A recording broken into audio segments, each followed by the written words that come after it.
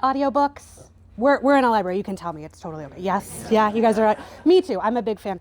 How about those suitcases with spinner wheels, the ones that are easier? Yes? Yeah. I know. Closed captions on TV. I have mine on all the time. I don't care what it is. British TV show, closed captions, they're on.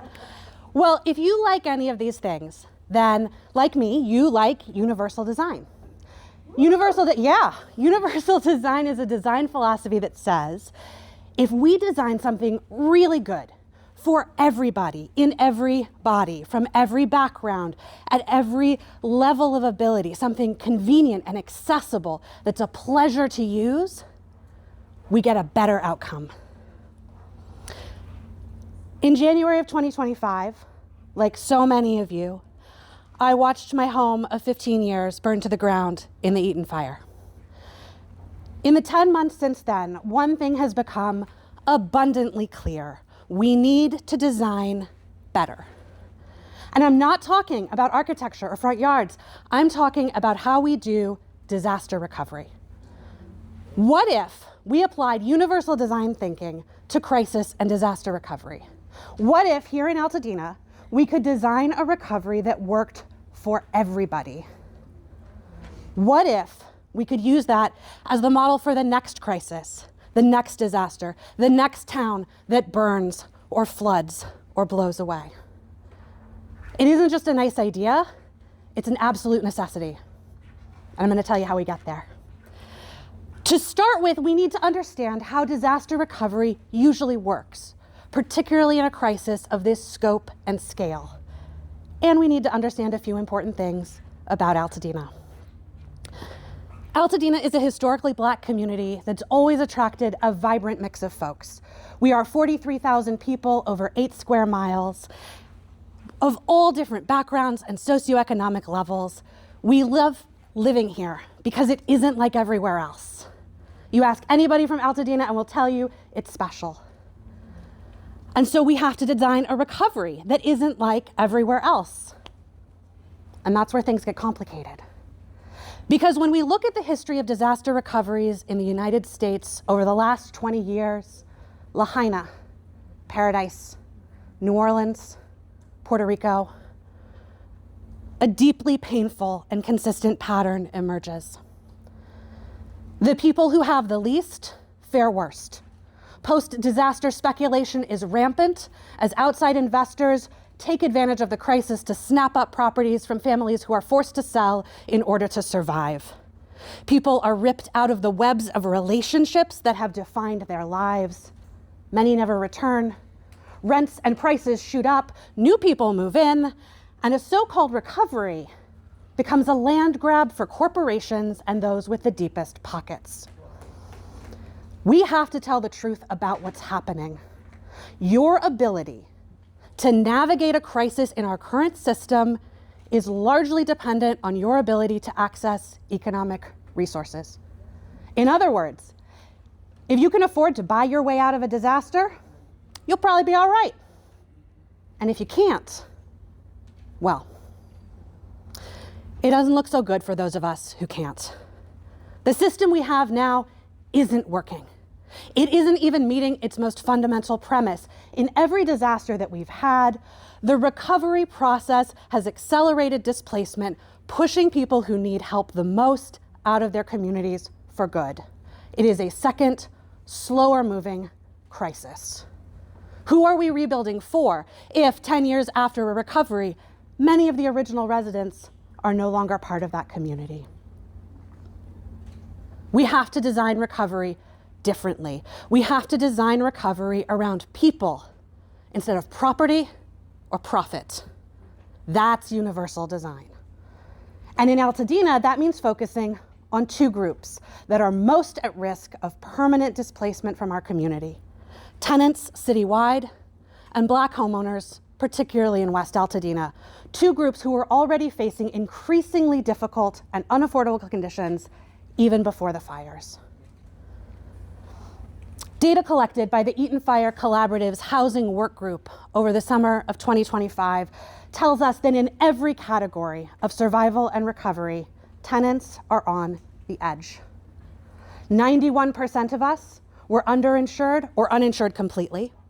72% of us still need housing today. And 78% of us can't afford a market rate one-bedroom apartment in surrounding areas or greater LA County. As a tenant myself and one of the founding organizers of the Altadena Tenants Union, I can tell you that every week we hear from neighbors who are living in shelters, in their cars, in patched together and precarious circumstances one step away from homelessness. And these are people we need in Altadena. They are teachers and EMTs and nurses and social workers and artists and writers and musicians. Altadena was one of the few barely still affordable places where folks like us could live in LA County before the fires. And now much of that housing is in ashes. And tenants aren't the only ones on the edge. The data also tells us that Black homeowners, particularly in West Altadena, are experiencing the highest rates of post-disaster pressure from outside buyers, threatening to erase decades of hard-won community stability and generational wealth. Now, if we follow the path of previous disasters, we'll see these two groups left out and left behind. Some will say, oh, you know, that's too bad, but that's just what happens in a crisis like this. You know, you can't help everybody. People whose presence made Altadena a place we all want to be will be permanently displaced with no path back, and we will have lost something unbelievably precious. But it doesn't have to be that way. We can design something better if we put those who are most at risk at the very center of our disaster recovery. And let me be clear, I am not just saying, oh, we should help people. I'm saying in the United States, the typical pattern of recovery is to direct the most money, resources, and planning to those who are already most resourced. We have to do the opposite.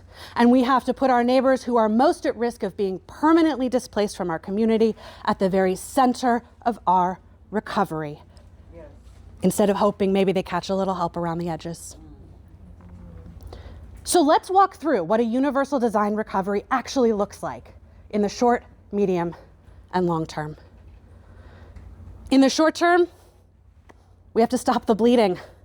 We have to make sure our tenants and our homeowners stay stable and stay local. We know if they leave, we will not get them back. How? We can deploy a first-in-the-nation, post-disaster universal basic income program with predictable, significant, long-term direct cash assistance to families every month with no strings attached. That means people can direct the course of their own recovery in the way that makes the most sense to them, with dignity and with self-determination. We can buy people enough time to make sure there is something for them to come home to. To make sure that our West Altadena homeowners aren't forced to sell because they can't afford to rebuild, we need to roll out a robust and well-financed insurance gap program, bridging the divide between coverage and actual costs and keeping people in their homes. In the medium term, a universal design recovery means land banking, so that residents who do want or need to sell are able to sell their properties to an Altadena-led community land trust.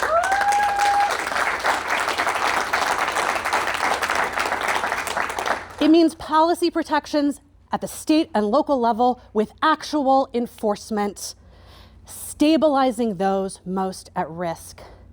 And it means thoughtful and intentional rebuilding that meets the needs of our residents and not corporate interests. Bungalow courts, multi-generational family living, real options for our seniors, helpful and supportive commercial infrastructure like food co-ops and small business incubators that help us get back on our feet and stay there. And in the long term, a universal design recovery means community ownership. It means permanent stability and affordability with strong protections against gentrification and displacement. It means keeping Altadena in the hands of residents who have been here and want to stay here. All of this is possible. In fact, a lot of it is already happening, but we need more support, more buy-in and more funding at every level. So if you are in government, get on board. We need your advocacy and your action. If you are in philanthropy, get on board. We need your money and your understanding that the people closest to the problem are the ones best positioned to lead the solutions. And if you're a friend or a neighbor or an ally, we need you to ask every time, in every room, in the face of every shiny new plan, how does this help people most at risk? How does this help tenants? How does this help West Altadena homeowners? Because I can guarantee, if we ask that question over and over and demand real answers, that's how we save each other. That's how we turn on the closed captions. We push the suitcase up the ramp. We make a disaster recovery that is better and easier for everyone to navigate, and we bring more of our neighbors home.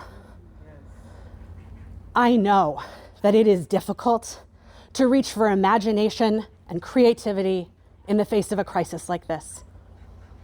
I know that it is hard to try to build a better world when you feel like you're drowning in this one. But I know we can do it. And I know that now is the moment, precisely the moment, when it is most necessary. Thank you so much.